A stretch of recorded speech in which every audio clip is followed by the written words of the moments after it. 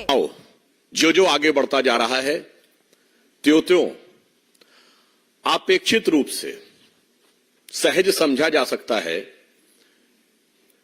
कि जनता के अंदर अपना विरोध और प्रधानमंत्री श्री नरेंद्र मोदी जी के नेतृत्व के प्रति निरंतर बढ़ते समर्थन और स्नेह को देखते हुए हमारे विपक्षी दल और मुख्य रूप से कांग्रेस पार्टी ऐसा प्रतीत होता है कि अपना मानसिक संतुलन खो बैठे हैं।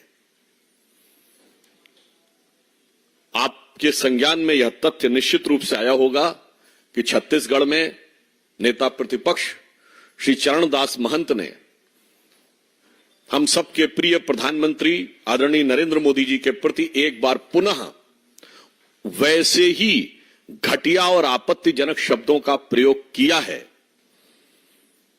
जो निरंतर कांग्रेस कहती चली आ रही है।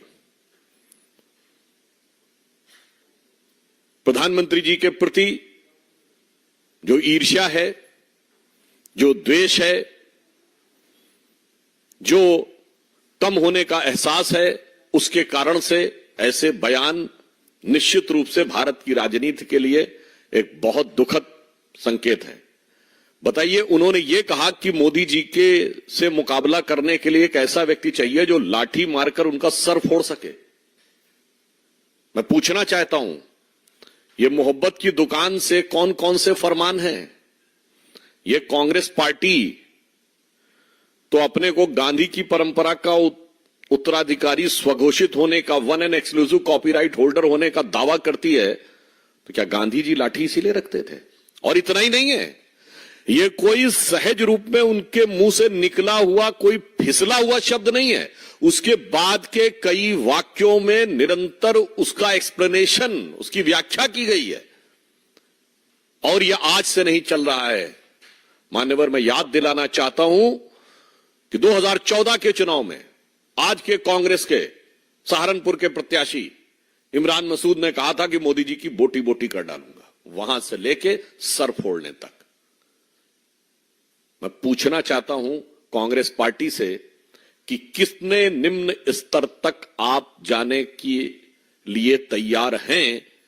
कोई बात नहीं, जनता मोदी जी को समर्थन और प्रेम देकर उतने ही उच्च स्तर तक ले जाने के लिए तैयार है। और प्रधानमंत्री जी देश के सभी वर्गों के लिए जिस प्रकार से उनको किस ऊंचाई पर ले जाने के लिए तैयार हैं और ये किस नीचाई पर ले जाने के लिए तैयार हैं, इसका भी एक अन्य उदाहरण है।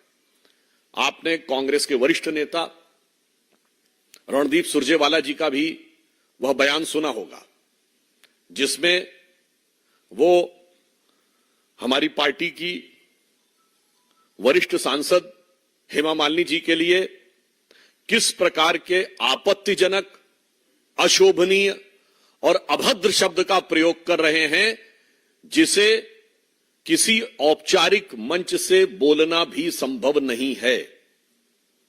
यह भारत की राजनीति में कांग्रेस पार्टी के द्वारा महिलाओं के प्रति अवमानना की एक नई निम्नता है। This is a new low to disrespect and demean the dignity of women in the Indian politics by the Congress party. एक तरफ हमारे प्रधानमंत्री श्री नरेंद्र मोदी जी हैं जिन्होंने महिला सम्मान को किस ऊंचाई तक पहुंचाया है कि भारत यदि चांद के अछूते कोने दक्षिणी ध्रुव को छूने वाला दुनिया का पहला देश बना तो प्रधानमंत्री जी ने उस पॉइंट का नाम पॉइंट शिव शक्ति रखा। और आपको ध्यान हो, ये कहते समय उन्होंने कहा भी था कि इस अभियान में जो महिला वैज्ञानिकों ने योगदान दिया है, इसलिए हम शिव और शक्ति दोनों की आराधना कर रहे हैं। वो इस ऊंचाई तक ले जाते हैं महिलाओं के सम्मान को, और कांग्रेस इस निम्नता तक ली जाती है जिसे प्रेस कॉन्फ्रेंस में औपचारिक रूप से बोलना भी उचित नहीं होता है। हमारी शब्दावली है नारी शक्ति वंदन अधिनियम, हमने महिला आरक्षण बिल नहीं कहा, और उनकी शब्दावली है ये। और मैं ये भी कहना चाहता हूं कि इसमें विषय सिर्फ रणदीप सुरजेवाला जी का नहीं है, यह विषय कांग्रेस पार्टी की एक व्यवस्थित और कुत्सित मानसिकता का है। महिलाओं के प्रति एक व्यवस्थित और कुत्सित मानसिकता का है। This is not just a mere and isolated statement by a Congress leader, but a structured